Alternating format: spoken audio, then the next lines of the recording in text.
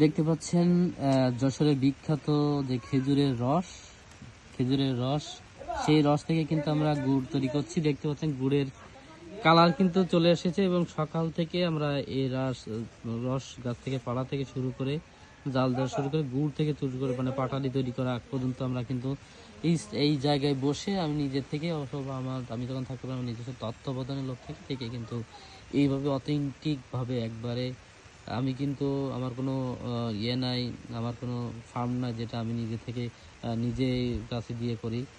এইটা হচ্ছে একবারে প্রত্যন্ত অঞ্চলে গ্রামে যারা গাছ কাটে, তো এখন যেহেতু গাছের পরিমাণ খুব কম, গাছও পরিমাণ কাটে কম, তো যারা আসলে কাটে একটু বেশি বেশি কাটে, আমি যে গাছই কাটে সেই গাছে 250-150 গাছ কাটে।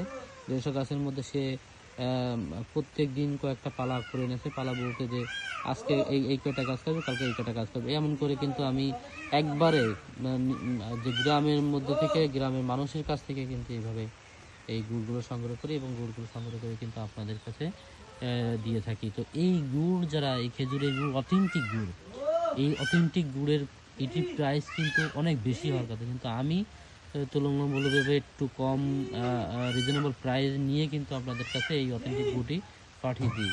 আমার গুড় অনেক অর্ডার রয়েছে এবছর, দিচ্ছি বিভিন্ন দেশের বাইরেও যাচ্ছে। তো যেহেতু এই পরিমাণ প্রোডাকশন এখনও এসে পারি নাই, এখন রস হয়ে বেশি হচ্ছে না, তো চেষ্টা করছি যেরকম অথেন্টিক গুড়টি আপনাদেরকে একটু সময় দিলে আমরা এরকম অথেন্টিক গুড়টি আপনাদের কাছে দিতে পারবো ইনশাল্লাহ।